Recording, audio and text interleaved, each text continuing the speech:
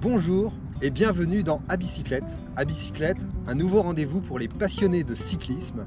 Je vais vous emmener en balade, une première étape autour de Rouen. On va partir de Belbeuf, au pied de la chapelle Saint-Adrien, et nous irons jusqu'au château Anctil. Entre deux, nous allons traverser la campagne normande, Lyons-la-Forêt, on va passer par la côte des Deux Amants et on va voir de magnifiques paysages.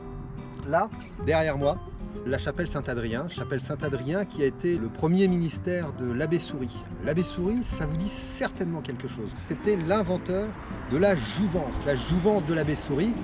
Donc ce produit miracle a des effets sur les veines, les jambes lourdes et ce genre de choses. Vous pouvez le retrouver actuellement dans les pharmacies et il est produit par un laboratoire qu'on connaît aussi dans le cyclisme puisque c'est Omega Pharma qui produit la jouvence de l'abbé Souris. Omega Pharma qui a été un grand sponsor d'équipes professionnelles. On va partir, on va commencer par monter la côte Saint-Adrien, la côte des 24 qui va nous amener sur le plateau, sur Belbeuf. C'est parti!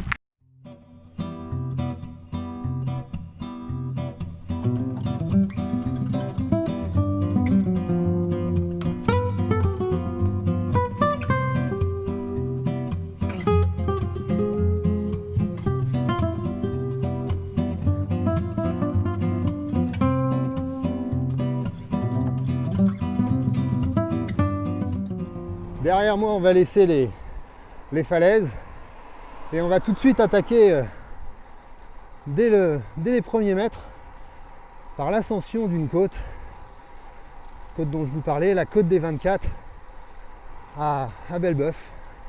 Une côte relativement longue et assez exigeante. On est parti pour un peu plus de 80 km. Strava nous annonce 1100 mètres de dénivelé et ça monte dès le premier kilomètre.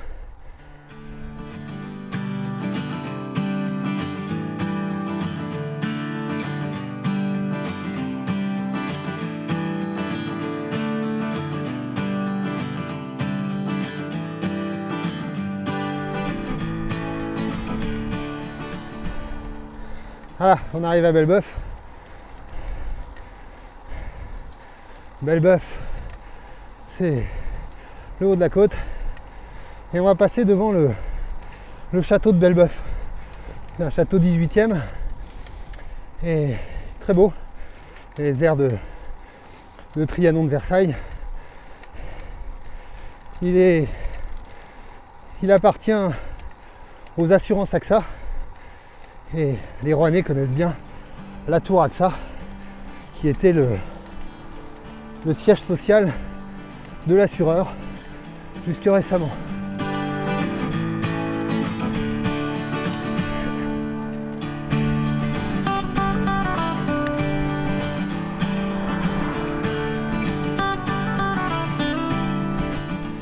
Joli petit château.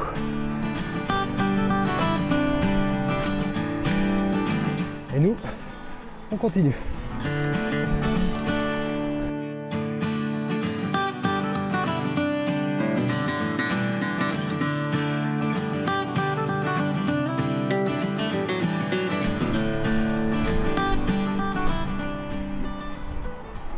Alors là, on va arriver à Franqueville-Saint-Pierre. Franqueville-Saint-Pierre, c'est le lieu de naissance d'un auteur de livres pour la jeunesse que vous connaissez bien. C'est Gilbert Delahaye. Gilbert Delahaye qui est le papa de Martine. Et là notamment Martine fait de la bicyclette. Donc on est bien raccord. On arrive à Franqueville.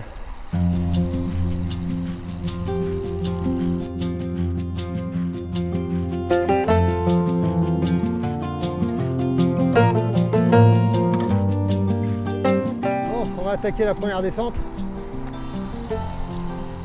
Première descente qui est un petit peu technique, il y a quelques beaux virages enlacés.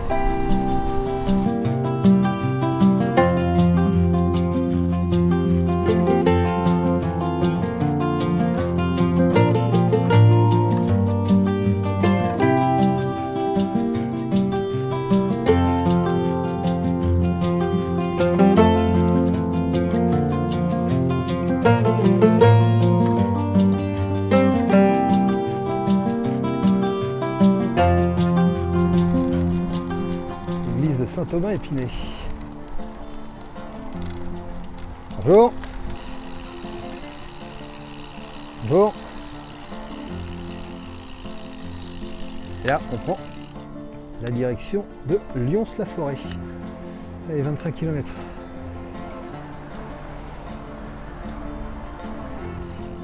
C'est raide.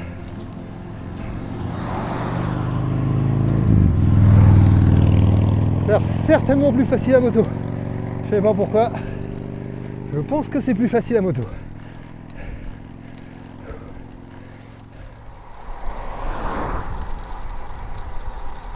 Allez.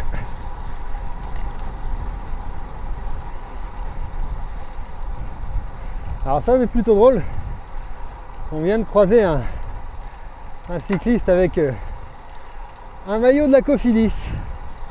Et ça c'est plutôt un bon signe. Parce que j'ai donné rendez-vous à Damien Touzé au niveau de la côte des Deux Amants pour qu'on fasse un petit bout de route ensemble pendant l'un de ces entraînements.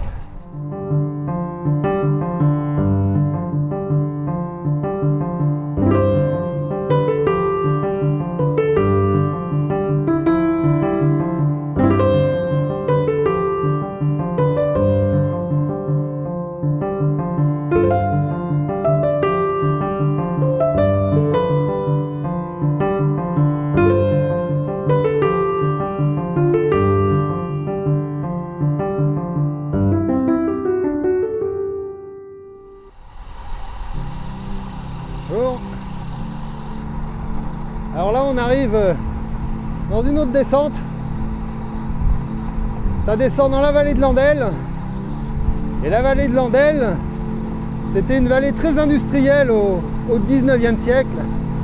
Il y avait beaucoup de filatures, ce genre d'industrie. Et là on va juste la traverser, on va remonter de l'autre côté. Mais on y reviendra. On y reviendra pour voir des lieux assez insolites.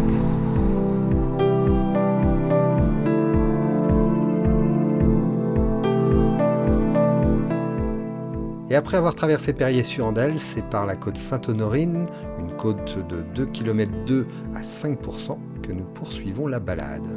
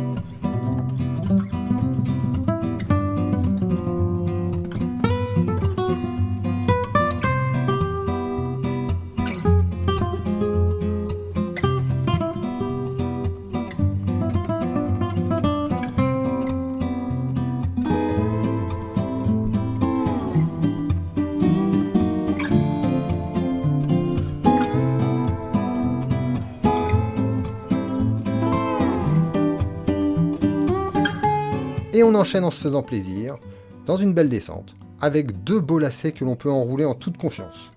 La route est large, le revêtement est bon, on peut faire de belles relances, et ça nous amène directement à l'entrée de Lyons-la-Forêt, qui est marquée par la belle église Saint-Denis.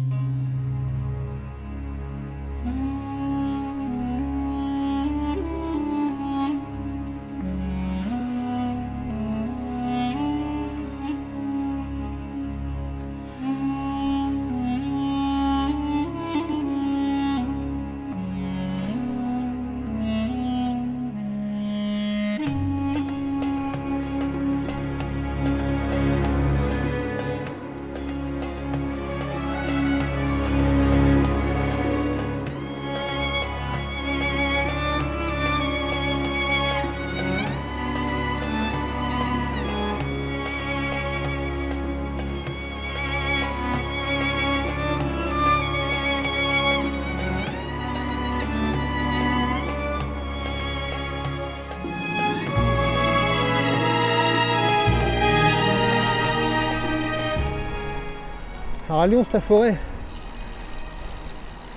c'est un rendez-vous d'artistes. Il y a énormément d'artistes qui sont venus ici, notamment certains qui y ont trouvé l'inspiration, dont Maurice Ravel. Maurice Ravel qui a composé certaines de ses œuvres dans cette maison. Voilà. Là, on arrive à Lyons-la-Forêt. C'est vraiment sympa.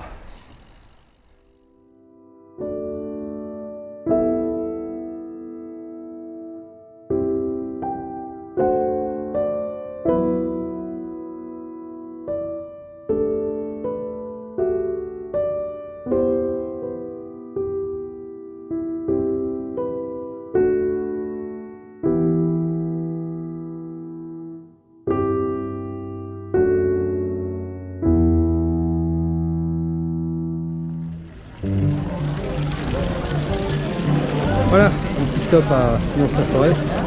Lyons-la-Forêt, c'est un des plus beaux villages de Normandie, comme je le disais tout à l'heure. Et c'est surtout c'est un lieu qui est tellement joli qu'il a été souvent utilisé pour le cinéma, pour des tournages, notamment le tournage de Madame Bovary par Claude Chabrol. Et à l'époque, quand ils ont tourné, ils avaient installé cette fontaine. Cette fontaine au milieu du village. Alors effectivement, le style, la pierre sont pas locales, mais à l'issue du tournage, ils avaient gardé cet élément de décor, et il est toujours là depuis.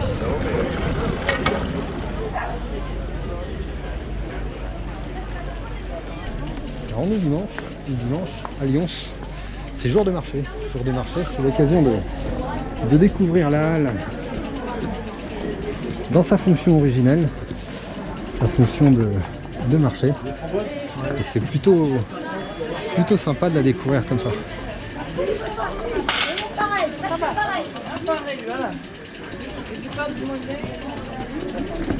C'est bon.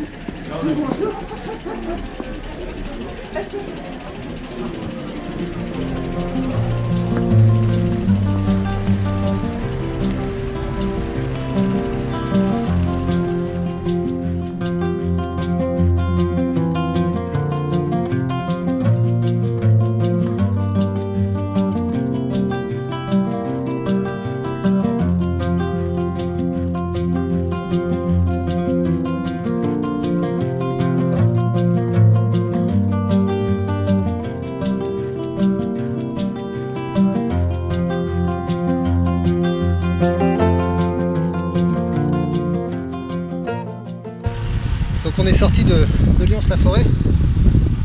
Après Lyons, il y avait cette grande côte. Et on est maintenant à mi-parcours. Sur les quelques 80 km qu'on a à faire, on en a fait une quarantaine. Donc on va continuer cette belle balade, parce que les paysages sont vraiment chouettes. Et normalement c'est pas terminé.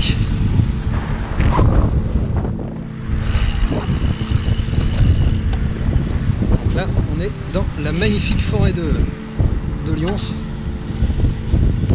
C'est une forêt qui est composée d'énormément de hêtres. C'est la production principale de cette forêt. Et là, on se dirige vers l'abbaye de Mortemer.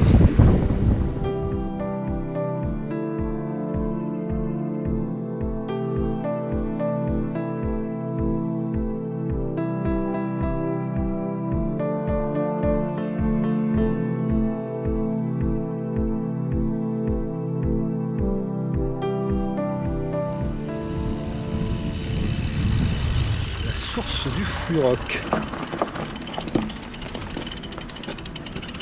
On va aller voir ça.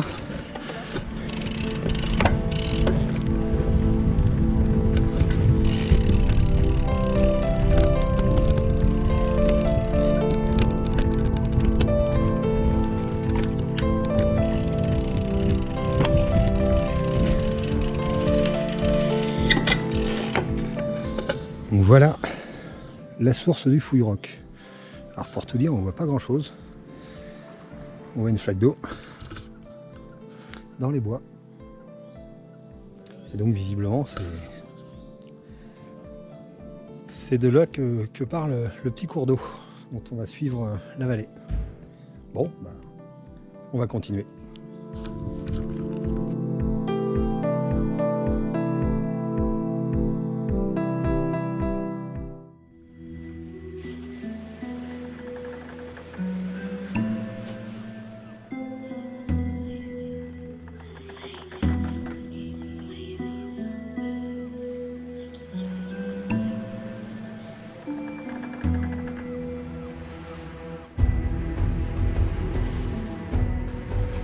On voit pas bien à l'intérieur, c'est un peu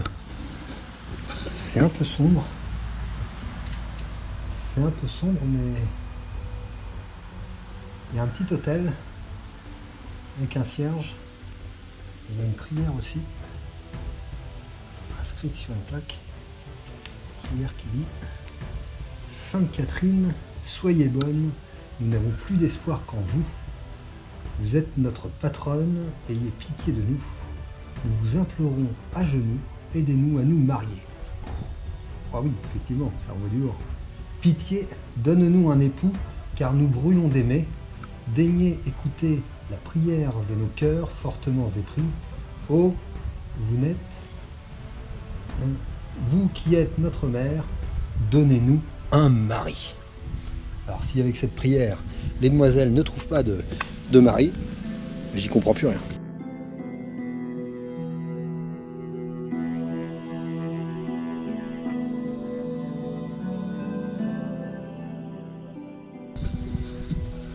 Bon bah, si vous cherchez un mari, vous savez où le trouver.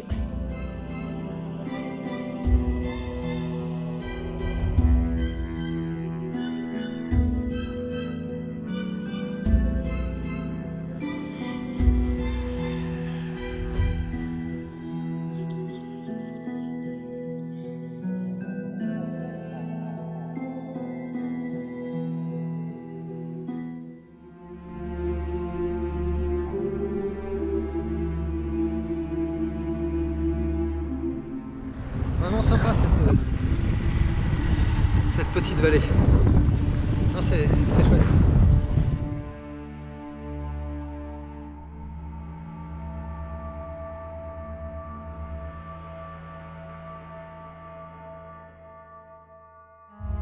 Alors là on s'approche de l'abbaye de Mortemer. Et dans l'abbaye de Mortemer, il y a plein de légendes, des apparitions, des fantômes.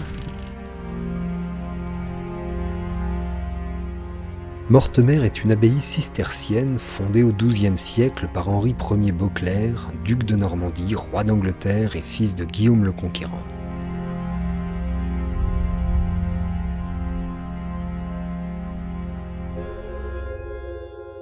Elle fut édifiée au cœur des marais. C'était l'un des plus vastes sanctuaires monastiques de Normandie. Mais après la Révolution, elle connut le même destin que de nombreuses abbayes. Elle servit de carrière de pierre, et il ne reste de l'église que quelques murs et l'empreinte au sol des fondations.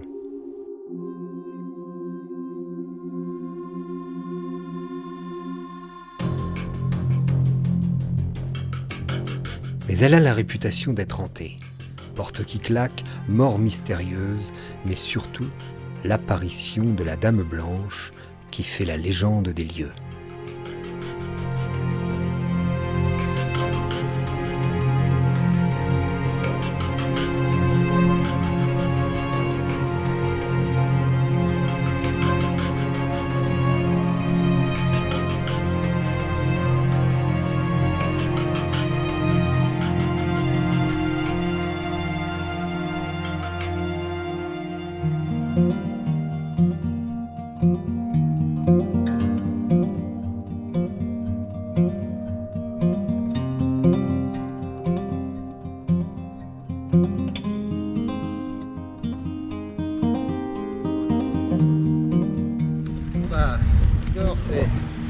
C'est bien sympa, petit village avec sa grande mare, sa petite église et sa petite chapelle qui se reflète dedans, c'est plutôt joli. Mais on va continuer, on va repartir vers la vallée de l'Andelle. Là je passe sur le Fouillebroc. On va repartir vers la vallée de l'Andelle. Et d'abord on va remonter sur le plateau avant Radepont.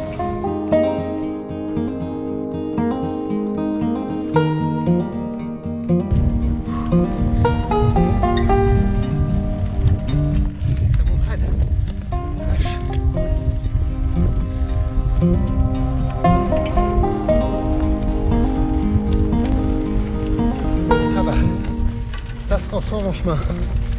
C'est pas mal là.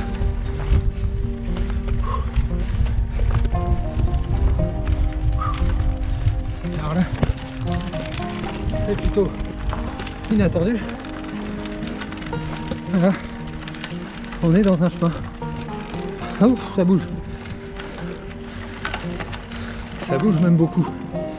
Donc, je pense que vous pouvez le prendre. C'est presque carrossable. Mais effectivement, vous prenez quand même le risque de crever. Mais dans les bois, c'est plutôt sympa. Au milieu des champs, tranquille.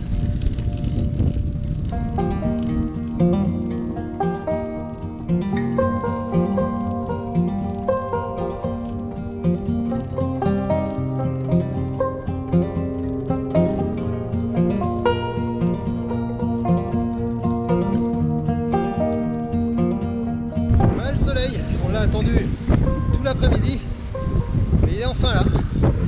On va pouvoir finir cette journée, finir cette balade dans de belles conditions.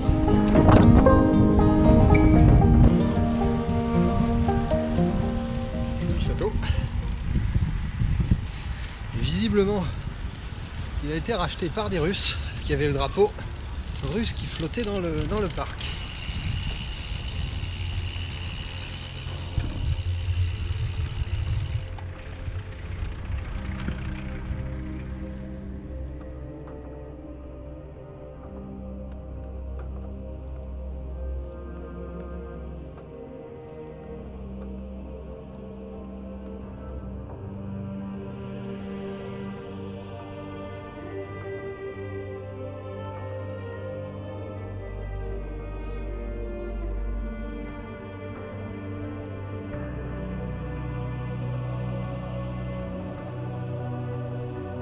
Cette cathédrale en ruine est en fait une usine, la filature Levavasseur, l'une de ces fameuses entreprises qui ont fait la richesse de la vallée au XIXe siècle.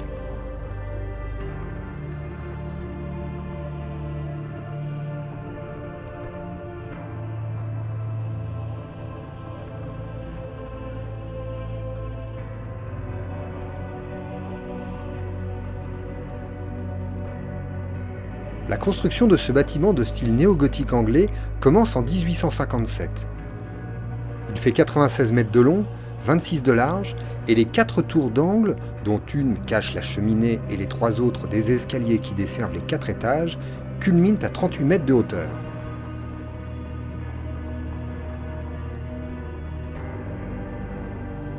La production démarra en 1861. Mais en 1874, l'édifice est ravagé par les flammes. Mal assuré, le propriétaire ne pourra pas faire reconstruire. Mais l'activité se poursuivra dans la petite filature jusqu'à l'incendie de 1946.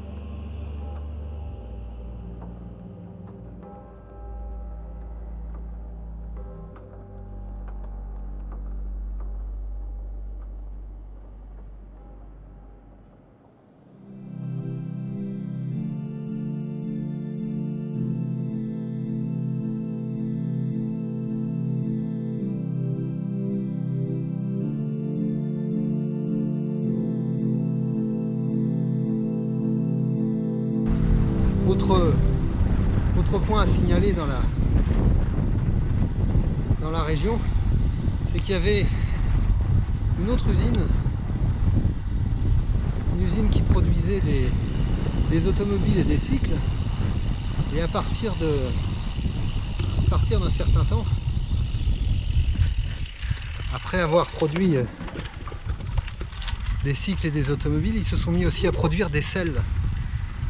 Et les plus anciens d'entre vous vont peut-être dire oui, effectivement, je connaissais. où j'ai même utilisé cette selle, c'était la selle idéale. La selle idéale était produite à Pont-Saint-Pierre. Elle a été produite pendant très longtemps. La production s'est arrêtée il y a quelques dizaines d'années, je crois. Ça, je vous le repréciserai. Et il y a un passionné qui a retrouvé les petites mains qui produisaient ces selles. C'était des selles très artisanales, des selles en cuir. Et ce passionné a retrouvé les ouvriers. Il a repris la production de manière tout à fait confidentielle. Alors pas dans le coin. Il a repris la production du côté de Toulouse. Ça pareil, c'est vraiment quelque chose d'étonnant. Les selles idéales existent toujours donc grâce à un passionné qui continue la production dans le sud de la France. Bravo championne!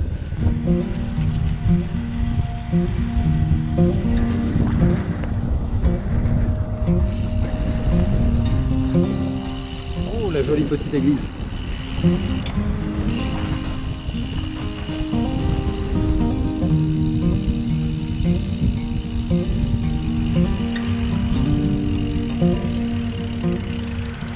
On va rejoindre une côte longue elle aussi, côte qui va nous amener jusqu'à Flipou. Et à Flipou,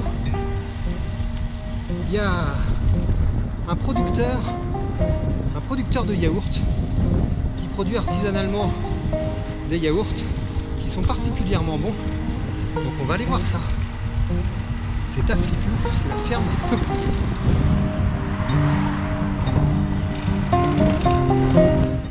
Ah, vraiment pas l'impression d'être en Normandie. Il fait chaud, tout est sec. Ouais. Ça ressemble plus au Tarn.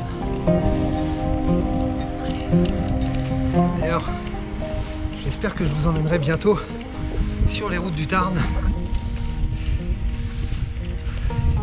et un peu partout en France, parce qu'il y a de belles routes, il y a de beaux paysages, il y a de beaux monuments un peu partout et il y a plein de choses à raconter. Mais ça se mérite. Pour vraiment en profiter, il faut prendre son vélo et il faut y aller.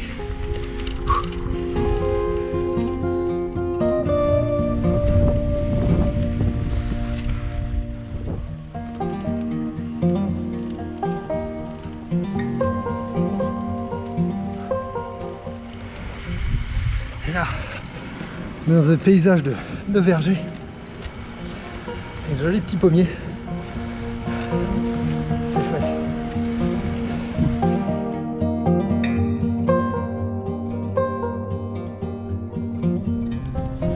Ferme des peupliers, c'est par là. Voilà. Et on va aller voir ça de plus près. On va essayer de visiter, éventuellement de goûter.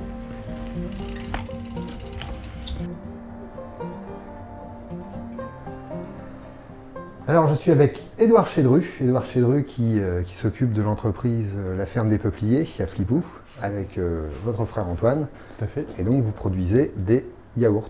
Exactement, alors des yaourts et du fromage frais. Donc on est avant tout agriculteurs et éleveurs, puisqu'on sur le site ici de Flipou, nous exploitons nos terres pour produire une alimentation de qualité à destination de nos vaches. Nous élevons nos vaches ici et nous utilisons exclusivement le lait de nos vaches pour produire une gamme de yaourts et de fromage frais. C'est une ferme familiale qui existe l'élevage existe depuis 1947 ici sur le site d'Orgeville. Et on a commencé la production de yaourts en 1963 avec le yaourt nature.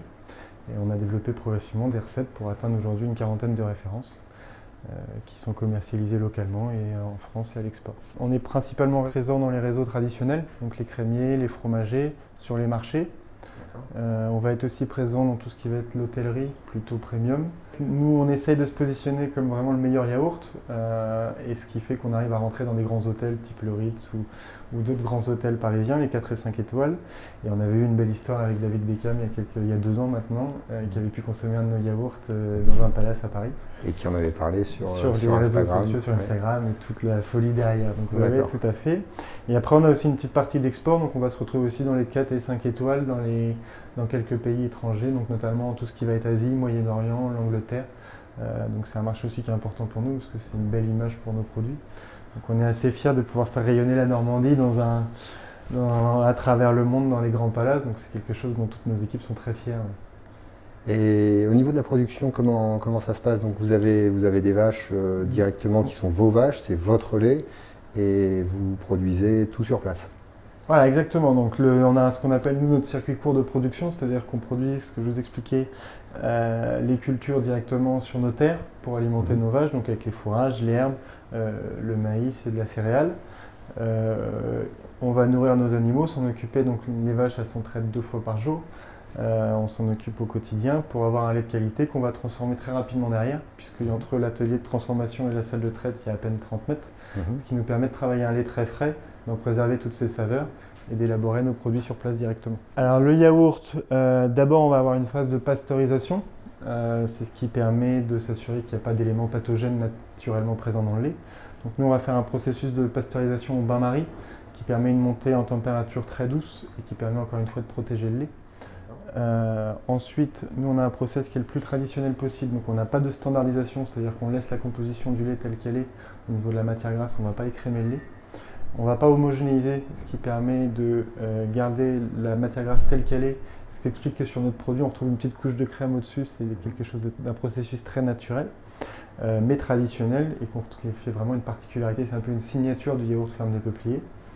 Donc ensuite on va faire cette étape de pasteurisation. Ensuite, on va laisser descendre à 43 degrés le lait. Et là, on va ajouter les ferments et on va conditionner après en pot. Donc là, vous pouvez voir sur la ligne. Le yaourt est toujours liquide.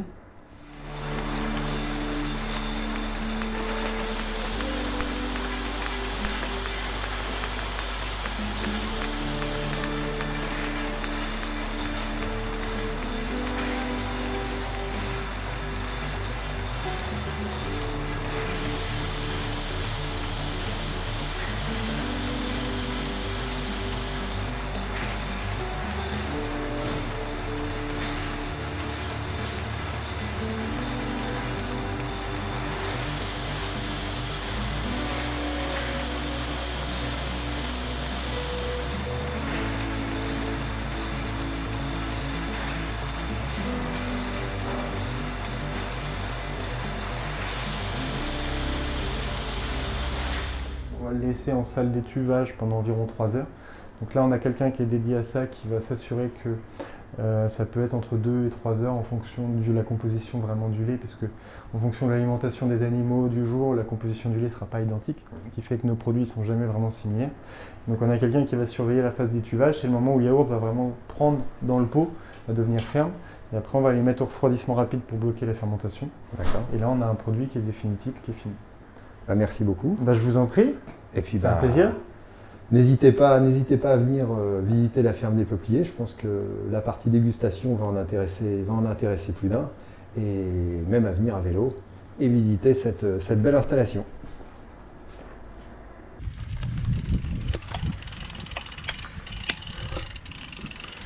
Voilà, c'est reparti. Bon une visite vraiment sympa. Faut venir voir. C'est vraiment une fabrication artisanale et le goût n'a rien à voir.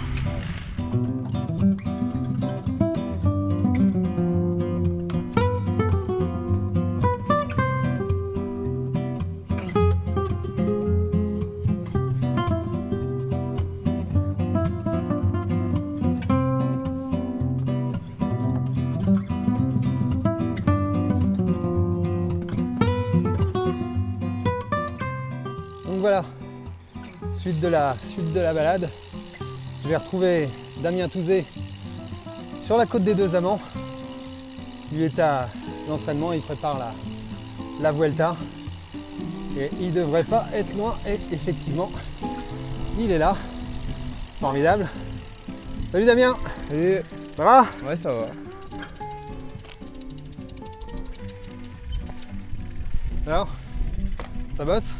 Ouais, ça travaille. Prépare la Vuelta.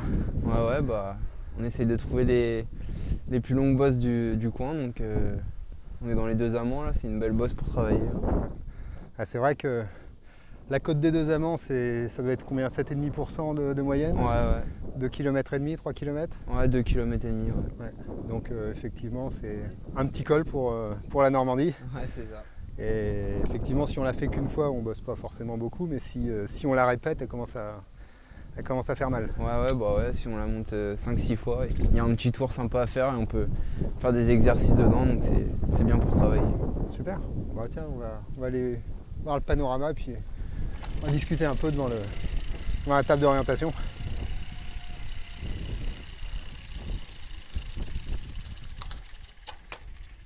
Effectivement, là on voit qu'on est en hauteur, la Seine.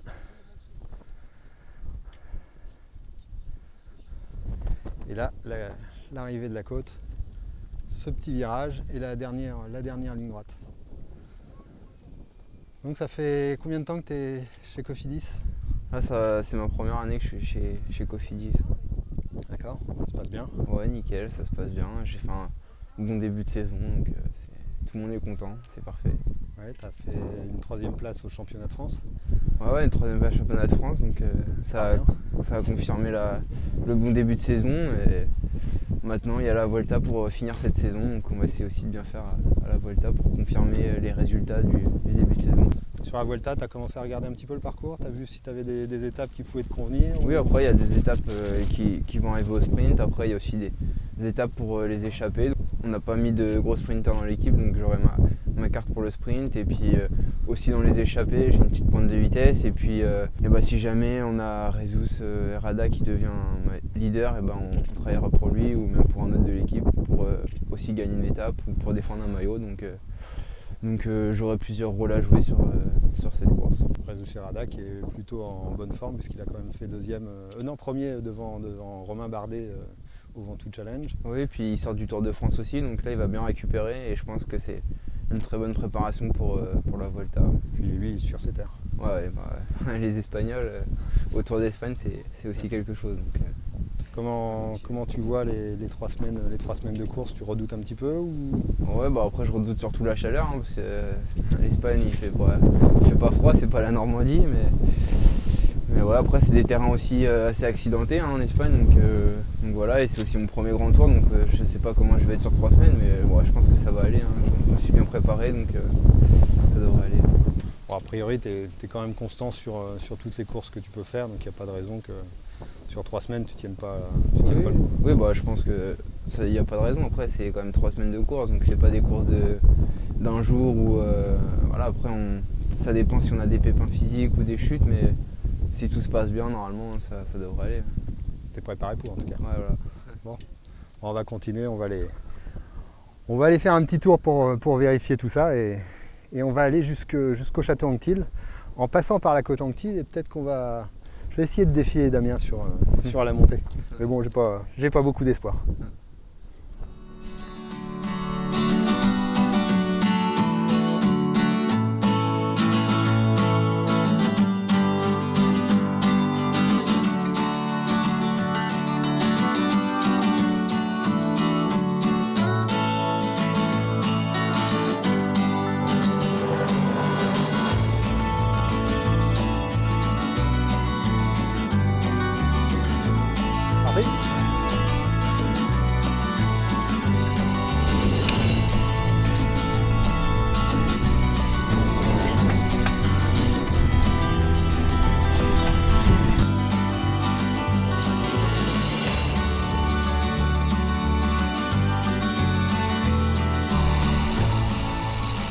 Damien qui est un bon descendeur.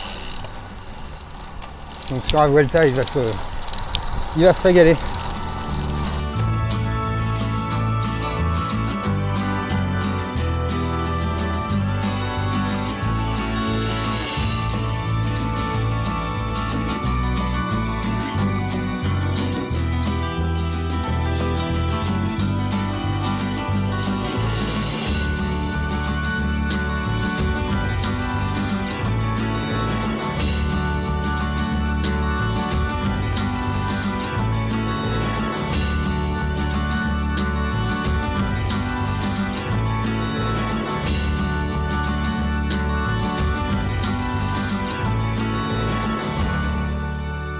pas perdu tes qualités de descendeur. Non. Non, tu te sens plutôt à l'aise en descente. Ouais, bah, souvent les sprinters ils sont à l'aise en descente. Ouais. C'est vrai que des greppels, les greppels et compagnie, quand ils font des coms en montagne, c'est plutôt effectivement en descente. Ouais, bah après, faut savoir sur les étapes de montagne, le groupe Eto, là où il faut aller le plus vite, c'est dans les descentes et dans les vallées. Donc Ouais. c'est vrai qu'on est assez bons descendeurs. Moi j'aimerais bien mieux passer les bosses. Parce que c'est vrai que j'ai une pointe de vitesse, mais si j'arrive à un sprint massif, ouais, je suis battu par les meilleurs sprinters. Donc c'est pas intéressant pour moi. Mais si c'est sur des terrains accidentés, on peut éliminer les sprinters et être dans le petit groupe qui va arriver à l'arrivée en haut de la bosse. C'est vrai que ça peut être intéressant pour moi de faire un peu de poids comme ça. Je peux exploiter ma pointe de vitesse sachant que les gros sprinters ne seront plus là, quoi. Ouais. Maintenant j'ai aussi pris un peu de force, donc c'est vrai que je suis un peu mieux, mais du coup ouais, il faut que j'essaye de travailler ça dans les bosses pour passer encore mieux les bosses, quoi. On a un entraîneur à Cofidis, donc voilà, on a aussi une nutritionniste pour nous aider à atteindre nos objectifs. Donc voilà, on est bien entouré pour progresser. On travaille sur la nutrition, on réduit un peu les aliments, mais toujours chercher à manger un bon aliment. Ouais. Et aussi sur des sorties à jeun aussi, pour 2 à 3 fois par semaine pour éliminer les graisses plus vite, et des longues sorties d'endurance de 6-7 heures aussi. Ouais. Donc toi, tu as commencé au Neubourg. Ouais. T'avais quel âge quand tu as commencé le vélo? Je devais avoir 5 ans, je pense. Ah oui, tu as commencé jeune. Ouais, Tu viens d'une famille de cyclistes. ouais. Ouais, tout le monde faisait du vélo dans ma famille. Tu avais comme objectif de devenir professionnel ou pas? À gauche. Au début, bon, pas forcément. En école de cyclisme, on est plutôt là pour s'amuser et faire des jeux, quoi. C'est pas, on n'y pense pas vraiment. J'ai commencé à y penser chez les juniors ou espoirs, quoi. Quand j'ai vu que j'avais des capacités pour ça, et du coup c'est vrai que je me suis dit ça serait dommage de ne pas les exploiter, quoi. Très bien. Donc là à droite, on a la côte des Deux Amants, la fameuse côte des Deux Amants. Donc la légende veut que, a priori, ce que j'en sais, c'est qu'un jeune homme aurait demandé la main de sa fille à un homme qui l'a mis au défi de l'amener le plus vite possible en la portant sur son dos en haut de la colline. Alors le jeune homme s'est exécuté, mais arrivé là-haut, visiblement il n'avait pas assez d'entraînement. Son cœur a lâché. Donc voilà pourquoi ça s'appellerait la côte des Deux Amants. Je sais pas si tu connaissais l'histoire. Non, mais du coup, si c'est une question de rapidité, j'ai le com dans cette montée, donc voilà. Tu vas peut-être pouvoir avoir la belle. Ouais.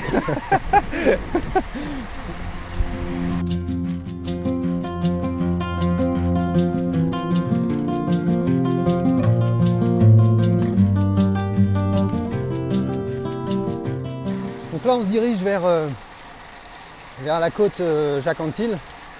Jacques Anquetil qui a vécu à la Neuville-Chandoiselle. Je pense que tu connais un petit peu le personnage, au moins la légende. Ouais, surtout que mon père habitait dans la région ici avant. Ouais. Mon grand-père habite au manoir au pied de la bosse, donc c'est vrai que je connais pas mal le coin.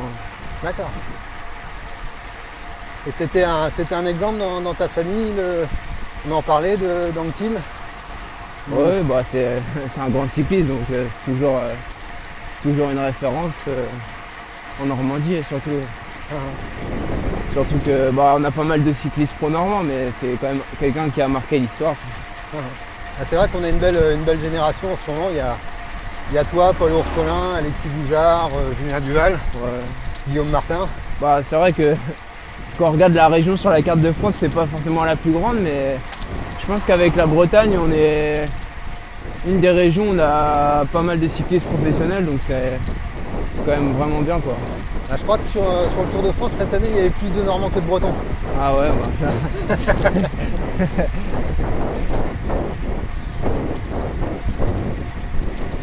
Donc là, on va monter la côte dans quelques kilomètres. Ce que je te propose, c'est que tu me montres comment tu t'entraînes en côte. Notamment, je sais que tu fais quelques sprints sur 7 secondes, 15 secondes, des choses comme ça. On va essayer de faire ça. Ouais. Ça te dit? Ouais. Bon, moi je vais essayer de suivre. En général, sur ce genre d'exercice, je suis pas trop mauvais. Donc face à un pro, ça risque d'être un petit peu plus dur. Dodan.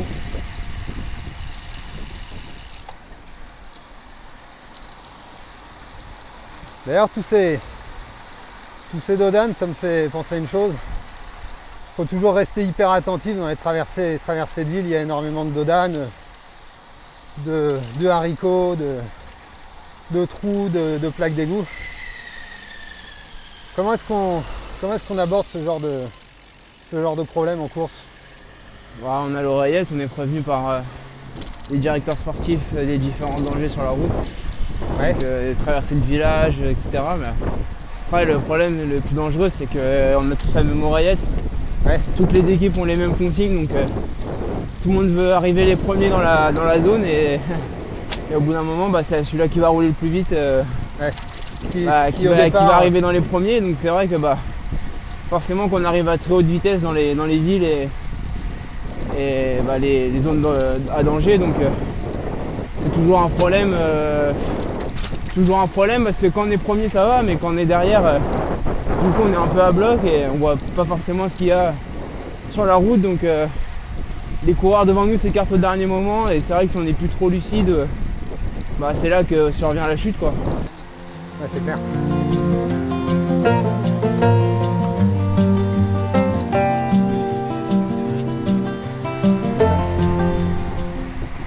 Là, 27 degrés. Bon, maillot manche longue pour toi. Ouais. On voit que tu prépares la Vuelta. Ouais, faut s'habituer à la chaleur. Ouais. C'est vrai que les sorties d'endurance comme ça, on est plutôt là pour transpirer aussi. Pour pas tomber malade, des fois c'est des sorties piégeuses, on s'arrête beaucoup et on a vite froid, donc c'est des sorties où on n'a pas trop utilité d'être sur court, on fait pas d'exercice, donc ça va.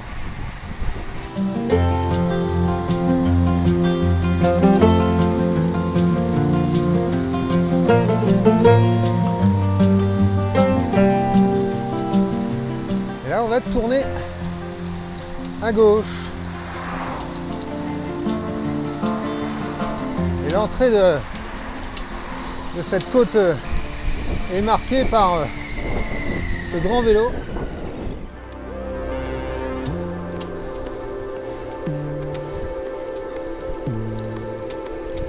Tu me dis quand t'es prêt? Faut faire quoi, un sprint? Tu sprint? Ouais. Toi dis-moi quand t'es prêt. Au dernier plot? Ouais.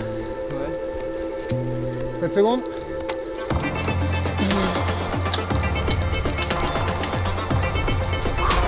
Je me fais déposer.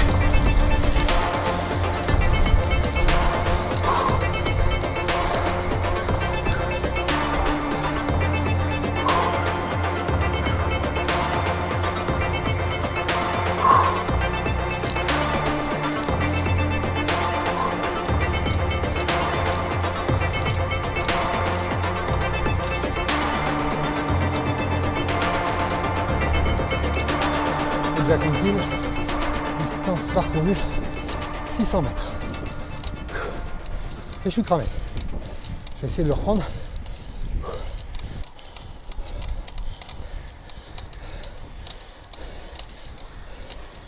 Là, c'était clairement pas une bonne idée.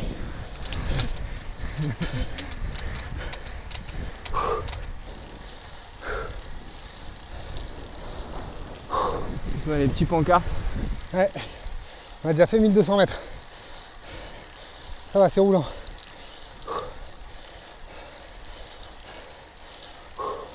La partie un peu plus raide arrive. C'est pour m'encourager que tu dis ça. Et toi, t'es sur la plaque. Tranquille. Cette bosse, quand on la monte vite, ça passe à plus de 30 km/h. C'est la folie. Ma meilleure montée, je crois, je dois avoir 31 ou 32 de moyenne. Lâche.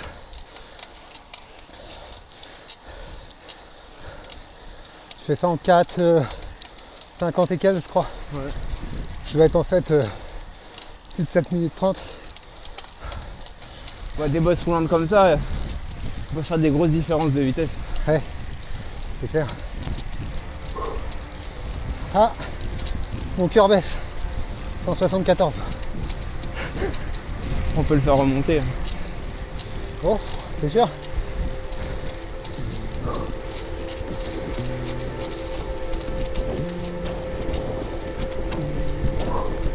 « 7 secondes. Au panneau. Je le fais assis, non? Allez.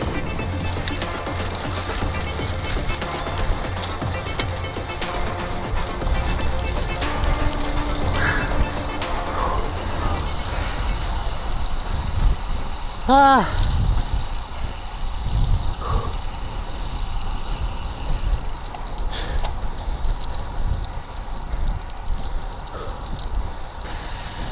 On est presque à la fin de la balade. On arrive au château Anctil. Et au château Anctil, à l'entrée, vous pouvez voir la carte de France et le maillot jaune. Donc c'est vraiment un endroit où il faut venir quand on est cycliste dans la région.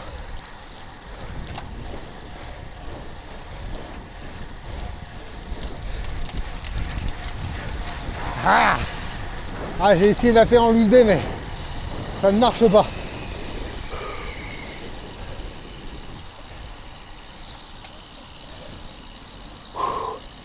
J'aurais pas eu la pancarte de la Neuville-Chandoiselle. Ça fait 3 défaites quand même. Ah, tu t'y attendais, j'ai bien senti. Hop, c'est moi qui ai le com de la montée. Ouais.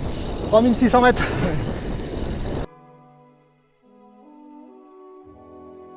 Ce qui est intéressant, c'est que toutes ces côtes qu'on vient de faire, c'est certain que c'était des lieux d'entraînement pour lui, parce qu'à l'époque, il habitait à Belbeuf, à Saint-Adrien, exactement, là où j'ai pris mon départ ce matin. Là, ce que je te propose, c'est qu'on aille voir au château si on voit Madame Anctil. Je lui avais dit qu'on passerait voir, elle sera ravie de nous accueillir. Donc, on va aller voir ça. Je crois qu'à l'intérieur du château, il y a quelques trophées souvenirs de la grande époque.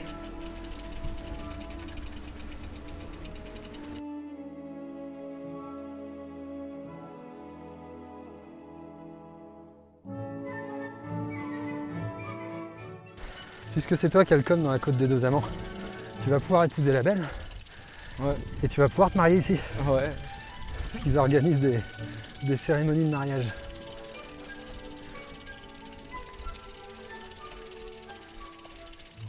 Là, c'est une belle demeure. Hein.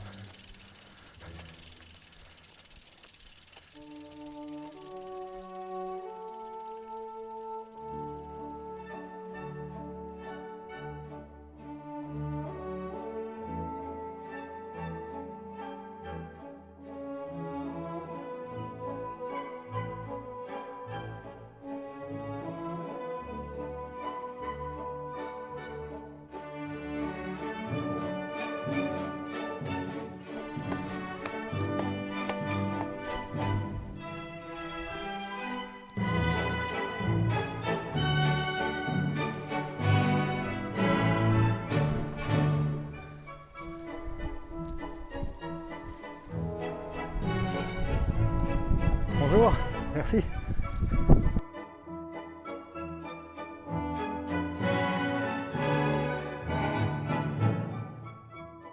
Et dans ce magnifique décor, vous pouvez organiser vos plus belles fêtes. Si malheureusement Jacques Anctil nous a quittés, son épouse, Dominique Anctil, nous accueille. Elle répond à nos questions et nous fait découvrir le château. Quand vous viviez avec Jacques Anctil, lui continue à faire un peu de vélo, même à titre personnel? Non, moi je l'ai connu après course. Il était directeur sportif, Ouais, il était chroniqueur sur le Tour, ouais. donc il était beaucoup pris et puis on était beaucoup sur les courses. Et plus jamais il est remonté sur un vélo? Et si, quand son fils est né, D'accord. quand le petit il est né, Ben, il montait sur un vélo et il voulait lui faire Lui du donner vélo. le virus. Voilà. Mais c'est vrai que notre fils, lui, il a fait du ski. Hein. D'accord. Il faisait de la compétition, on était à l'Alpe d'Huez. Et vous habitiez à l'Alpe d'Huez à l'époque pour... L'hiver, oui, une grande partie l'hiver. D'accord. Et puis l'été, on était ici. Et Jacques D'accord. est décédé le 18 novembre 87. 87, Ah, ouais. ça a été l'horreur, là. Pour maintenir cette grande propriété-là, j'avais pas les finances. Et en fin de compte, c'est les locations de la propriété qu'on fait que tout doucement, j'ai pu maintenir un équilibre Qui permettent de garder la qui a permis de propriété. garder la propriété. C'est une très belle maison, chargée d'histoire. Oui, parce que c'est le grand-père Maupassant qui a fait construire ici. Il avait acheté la propriété en 1833, il a fait construire en 1835. D'accord. Il avait fait construire une maison à l'italienne. Ça veut dire que tout le haut, là, n'existait pas. C'était une maison avec un toit plat, comme les maisons à l'italienne. Et l'aile, ici, n'existait pas non plus. Et puis, il a refait faire une aile par l'architecte Janet. C'est marqué en haut sur la droite. Et après, Christopher, il a fait marquer les initiales de la propriété. Ça veut dire Christopher le C, le L de la petite Lyra qui est née, et le A de Anctil. Et entre deux, on voit une autre L d'Eliott. Il a fait son logo à lui. Et donc vous avez quelques trophées dans la... Alors on va aller les voir. C'est vraiment un honneur de pouvoir rentrer dans la maison du champion. Allez. Parfait. Alors voilà, ici le côté bar. Donc en fin de compte, Jacques, notre salon était ici. D'accord. Donc, là, il y avait un autre fauteuil. Et puis ici, ça s'ouvre et il y avait la télévision. D'accord. Hein, mais maintenant, c'est différent parce que je vous dis, quand il y a une réception, hop, les traiteurs s'installent ici. C'est un tableau que j'ai fait faire après la mort de Jacques, celui-ci. Et là, cette photo-là, c'est Europe 1. C'est Jean-René Godard, à l'époque, quand il était journaliste, qui m'avait offert le tableau de Jacques. Ça, Donc c'était avec, 6 jours. C'était aux 6 jours. Alors, il y a Eddy Merckx Et Bernard Hinault. et Bernard avec Jacques. Et le petit panneau Alors qui est... ça, c'est le Tour de France 1957. En D'accord. partant de Nantes. D'accord. Donc, Vous voyez, j'en ai appris un petit peu, hein. donc le premier Tour de France auquel il participe, Merci. le premier Tour de France qu'il gagne, Aussi, et la première étape qu'il gagne à Rouen. exact. C'était un sacré souvenir pour lui aussi. Et donc là, il y a quelques coupes. Alors là, vous en avez que quelques-unes. Alors ici, avec Stablinski, son copain Nayou, qui était derrière. Voilà, et puis ça, c'était... Alors il y en a, j'en ai deux comme ça. Après, il y a cette coupe-là, qui est celle-ci, Banania, avec Alain Calmat. Ça, c'est un de ses trophées. Après, Trophée Jacques Anquetil. il a fait le rallye automobile avec Gemignani à Monte-Carlo. Et donc vous vivez toujours dans le château. Il faut, il y a toujours quelque chose à faire. C'est vrai que le site est bien fait, on voit bien le château, il y a une visite. Bon, alors c'est pas ça. Il y a une autre photo, c'était au moment du tour avec Raymond, un autre avec Bernard. Et voilà les expositions. Là avec Louison Bobet, les chaussures de Jacques. Ça c'est la côte Jacques Anquetil. Oui, voyez. là où tu m'as fait mal tout à l'heure.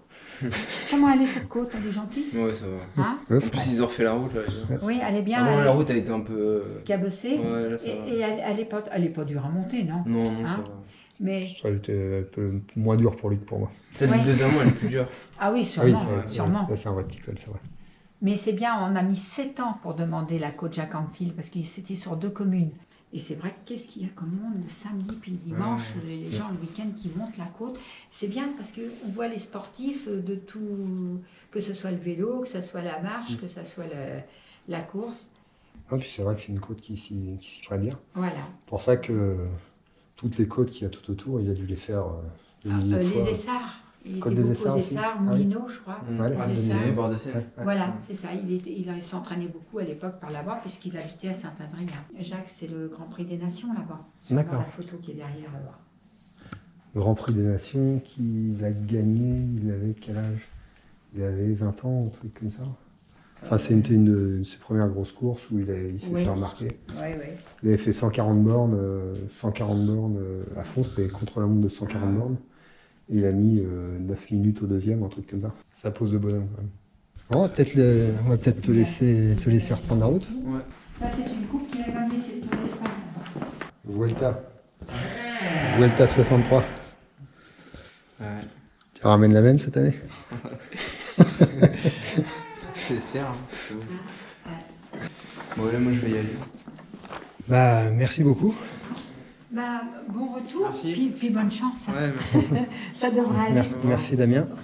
Puis je te dis à bientôt alors. Ouais, bonne journée. Salut, bonne journée.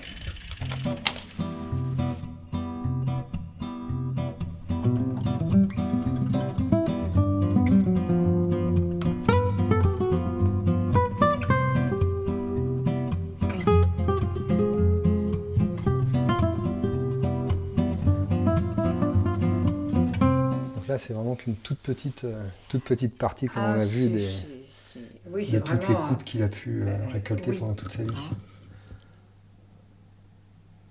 Bon, Bah, c'est formidable. Je vous remercie pour votre accueil. Oui, avec grand plaisir. Ouais. Hein.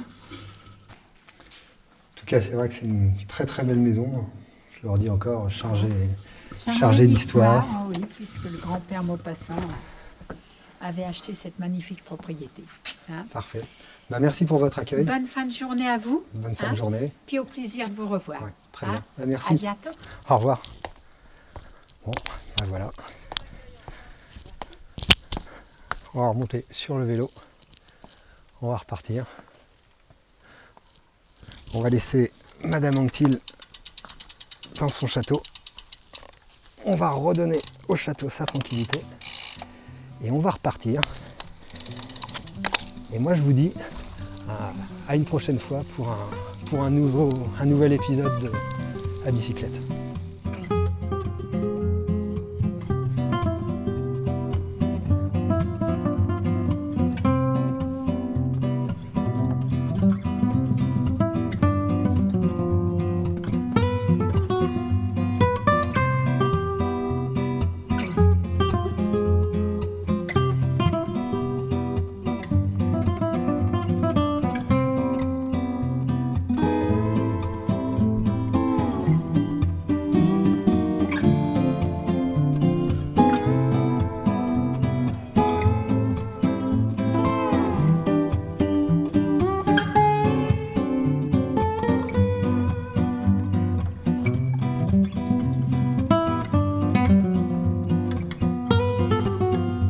Et je vous mets le lien du parcours de la balade dans la description.